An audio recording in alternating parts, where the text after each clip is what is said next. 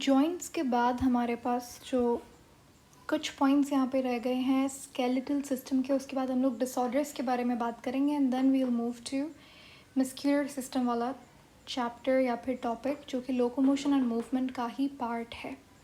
तो सबसे पहले आपके पास सबसे स्ट्रॉन्गेस्ट हैवीएस्ट बोन, ये कुछ जनरल नॉलेज है इस चैप्टर की, जो भी पॉइंट्स हमारे पास पीछे मिस हो गए हैं तो वो सारे यहाँ पे मैंने मेंशन कर दिए हैं। सो विच इज़ द स्ट्रॉन्गेस्ट और the heaviest bone of your body? That is femur. ठीक है, आपकी थाई बोन। ठीक है, और ये फीमर आपके पास पेल्विक गर्डल के जो हिप बोन है उसके अंदर जो कैविटी है जिसे एसिटाब्यूलम कहा जाता है उसके अंदर ये बोन एम्बेडेड होती है। फिर ये फीमर ज्वाइंट होती है किससे? टिबिया एंड फिब्यूला से, जो कि आपके पास लेग में आपकी जो दो बोन्स होती हैं। फिर टार्सल्स, मेटाटार्सल्स और फेलेंजेस आती हैं।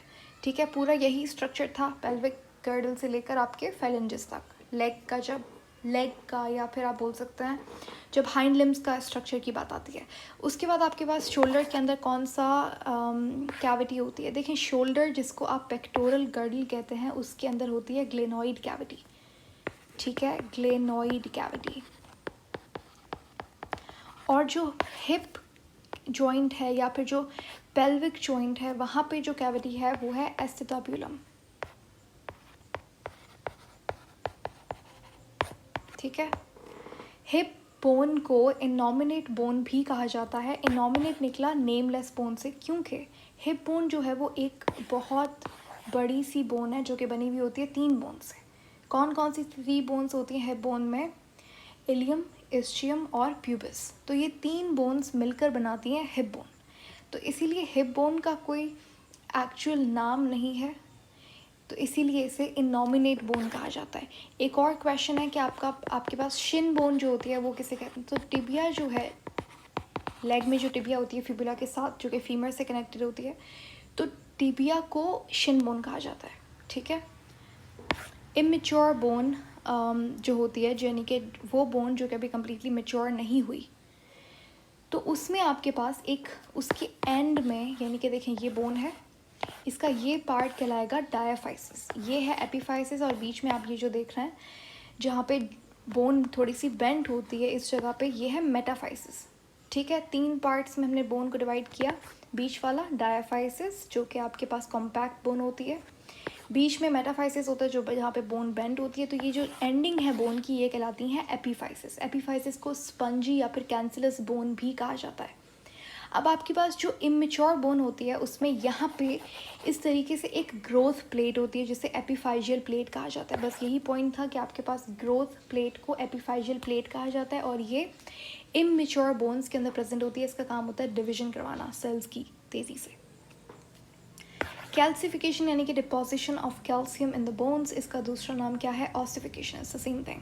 ठीक है, ट्रैकिया में जो सी शेप्ड कार्टिलेज होता है वो कौन सा होता है? वो हाइलन कार्टिलेज होता है। जो नोज़ है वहाँ पे कौन सा कार्टिलेज है? वो भी हाइलन कार्टिलेज है। सही है। अब नोज़ में आपके पास बहुत सारी फेशियल बोन्स भी होती हैं, अगर आपको याद है। Well and good. मैं थोड़ा सा यहाँ पे रिपीट करवा दूँ। ये नोज़ है, ठीक है। यहाँ पे आपके पास पहले आएंगी नेज़ल बोन्स। 2 नेज़ल बोन्स होती हैं यहाँ पे, 2 नेज़ल, इंफीरियर नेज़ल कॉन्का, एक लेफ़्ट और एक राइट साइड पे। बीच में आपके पास जो ब्रिज है नोज़ की, ये एक बोन होती है वोमर। ठीक है, उसके बाद आपके पास यहाँ पे फॉर एग्जांपल ये दीज आर आईज, और यहाँ पे छोटी सी 2 बोन्स होती हैं दोनों साइड्स पे जिन्हें पैलेटाइन बोन कहा जाता है। तो ये कुछ बोन्स होती हैं। उसके बाद यहाँ पे ये जो जगह है यहाँ पे आपको बोन नहीं दिख रही, लेकिन यहाँ पे जो कार्टिलेज है तो वो हाइलन कार्टिलेज है। ठीक है, मैं यहाँ पे आप इस डायग्राम में देख सकते हैं। देखो, ये नेज़ल बोन्स हो गई। ठीक है, यहाँ पे ये लेक्रामल बोन्स हो गई। अच्छा, ये लेक्रामल बोन्स हैं जो आइज़ और नोज़ के मिलने पे आपको जो दिख रही हैं लेक्रामल बोन्स। जो लेक्रामल ग्लैंड्स होता है, लेक्रामल टीयर ग्लैंड्स को कहा जाता है लेक्रामल ग्लैंड्स।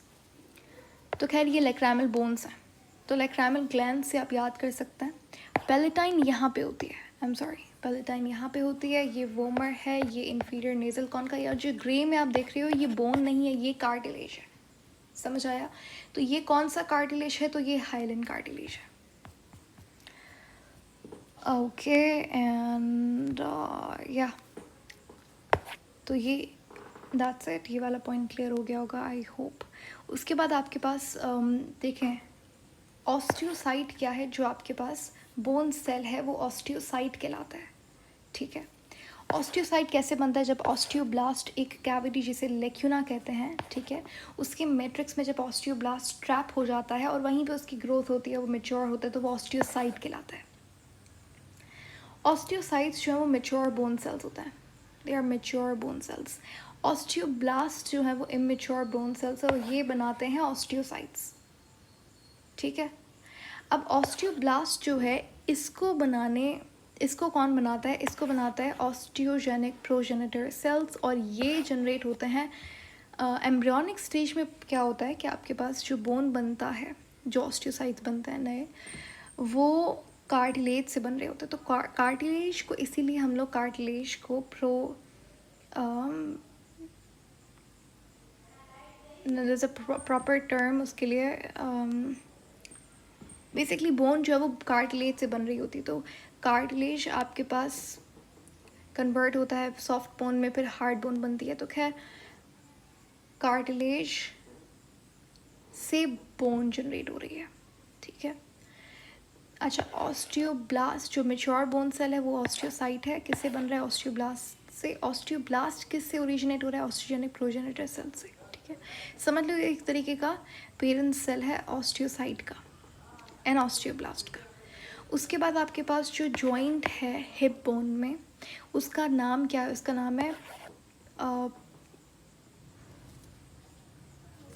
एक सेकेंड, यहाँ पे गलत लिखा हुआ है, प्यूबिक नहीं प्यूबिस होगा यहाँ पे, ठीक है। हाँ जी, प्यूबिस सिम्फाइसिस, ठीक है। प्यूबिक सिम्फाइसिस एक तरीके का कार्टिलेजिनस जॉइंट है। कैसा जॉइंट है? कार्टिलेजिनस। हमने 3 जॉइंट्स पढ़े थे, फाइब्रस जिसको एग्जाम्पल हमने गैम्फोसिस एंड सुचर्स पढ़ा था, वो कार्टिलेजिनस जॉइंट्स जिसको एम्फीआर्थरोसिस भी कहा जाता है, और साइनोवियल जॉइंट्स से। तो प्यूबिस सिम्फाइसिस कैसा जॉइंट है? इस पिक्चर में आप देख सकते हो, ये आपके पास हिप बोन है, ठीक है। ये जो आपको 2 हिप बोन के दरमियान में यहाँ पे बड़ा इंपॉर्टेंट तरीके का जॉइंट आपको नज़र आ रहा है, this is called as pubis symphysis. This is very important and during gestation ये जॉइंट जो है बहुत बड़ा रोल प्ले करता है पार्चुरेशन में स्पेशली, ठीक है।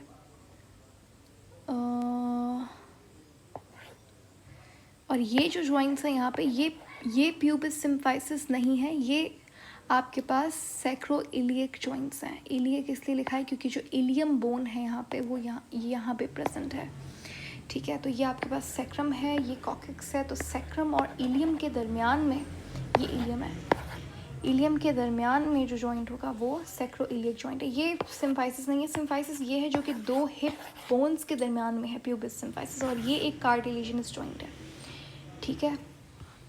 तो ये पूछ सकता है ये कार्टिलेजिनस है या फिर साइनोवियल है, तो ये भाई कार्टिलेजिनस जॉइंट है। थोड़ी बहुत मूवमेंट होती है इसमें। और ये यहाँ पे आपके पास जो फीमेल्स और मेल्स में अगर आप देखेंगे तो फीमेल्स में प्यूबिस सिम्फाइसिस जो है वो एनलार्ज्ड होता है एज़ कम्पेयर टू मेल्स, ताकि क्योंकि बेबी को अकोमोडेट किया जाता है फीमेल्स में, ठीक है। उसके बाद हमारे पास कार्टिलेज में वाटर कंसनट्रेशन कितनी होती है? 80%, 80 to 85%, जबकि बोन में 20% ऑस्टियोसाइट में। ये क्वेश्चन पूछ सकते हैं, ठीक है, खासकर एमडीकैट में। उसके बाद आपके पास आईएमएट में ऐसा कोई परसेंटेज डायरेक्ट नहीं पूछेगा वो। उसके बाद मैंने आपको ऑलरेडी बता दिया कि टिबिया जो है वो शिन बोन कहलाती है। क्यों इसे शिन बोन कहते हैं? क्योंकि देखिए जो आपके पास ये हमारी बॉडी की सबसे बड़ी ऐसी बोन है जहाँ पे जिसके ऊपर मसल क्वांटिटी बहुत कम है। आप टिबिया को फील कर सकते हैं और उसे वो विजिबली देख भी सकते हैं कि अच्छा ये दिस इज़ टिबिया, ठीक है। ये अगर यहाँ पर आपको नज़र नहीं आ रही तो आप you can observe it with your own leg, ठीक है। यहाँ पे ये ट्रैकिया का यहाँ पे डायग्राम दिया हुआ है। तो ये जो आप कार्टिलेज देख रहे हो ये कौन सा है? C shaped cartilage. C shape क्यों है? क्योंकि ये पूरा नहीं है, आपकी ट्रैकिया को पूरा नहीं सराउंड किया हुआ इस कार्टिलेज, ये आधा कार्टिलेज है इस तरीके से, पीछे की तरफ नहीं होता, इसीलिए सी शेप्ड है, कौन सा कार्टिलेज है, तो हाइलन कार्टिलेज है, ठीक है।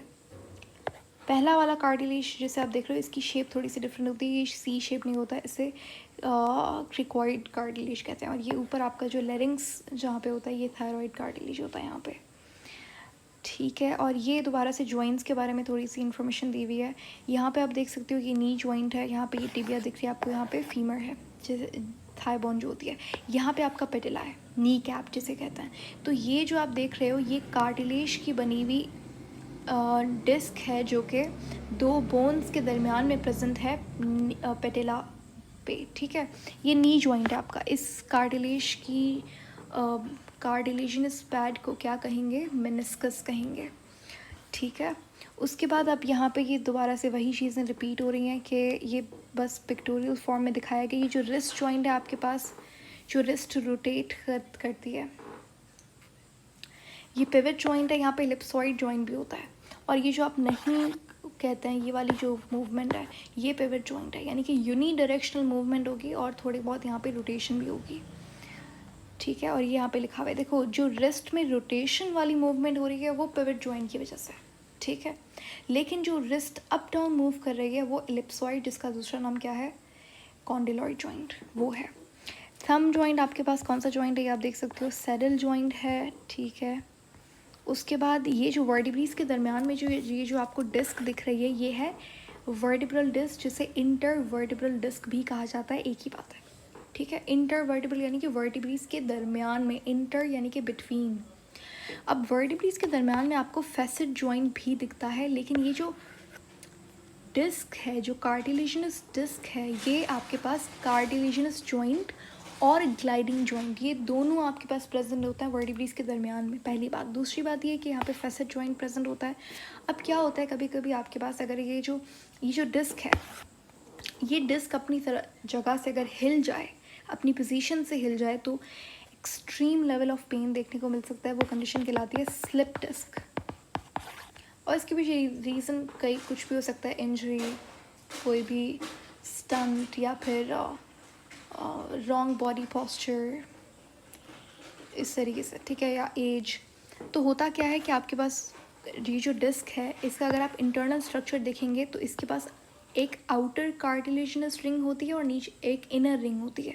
कभी कभी क्या होता है कि जो आउटर रिंग होती है इस डिस्क की, वो किसी भी वजह से डिस्ट्रॉय हो जाती है। जैसे अगर आप इस पिक्चर में देखो, सी, ये आपके पास ये डिस्क को यहाँ पे एनलार्ज करके दिखाया हुआ है। ये आपके पास बाहर की तरफ जो है, ये है tough outer membrane, sorry layer, ठीक है। और ये कार्टिलेज से बनी हुई है। और ये अंदर जो है, ये आपके पास है इनर रिंग।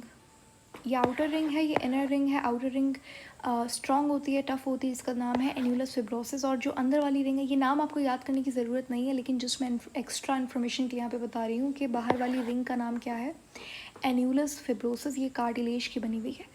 ये किसका स्ट्रक्चर है, ये इंटरवर्टिब्रल डिस्क दिखाई हुई है अंदर से कैसी दिखती है, इसका सुपीरियर व्यू है। ऊपर से अगर आप देखोगे तो ऐसी दिखेगी, ठीक है।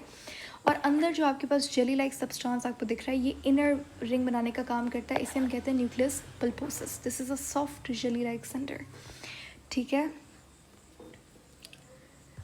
अच्छा, उसके बाद आपके पास क्या होता है, कभी कभी आपके पास वर्टिब्रल डिस्क, जिसे आप इंटरवर्टिब्रल डिस्क भी कहते हैं, ये एक फाइब्रोकार्टिलेज की बनी हुई कुशन लाइक शीट होती है, जो कि दो वर्टिब्रीज के दरमियान में प्रेजेंट होती है। इसका काम होता है शॉक को एब्जॉर्ब करना। शॉक कहाँ से आएगा, क्योंकि देखो यहाँ पे आपके पास इन्हीं वर्टिब्रीज और इसी डिस्क के दरमियान में होता है न्यूरल ट्यूब।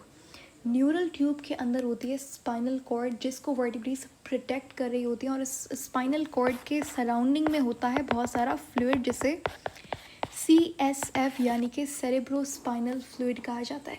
तो ये जो वर्टिब्रीज हैं, ये शॉक एब्जॉर्बर का काम कर रही हैं। ये स्पाइनल फ्लेक्सिबिलिटी को अलाउ करती हैं, आप अच्छे से हिल जुल सकते हैं, आपकी बैकबोन इसी की वजह से काम करती है।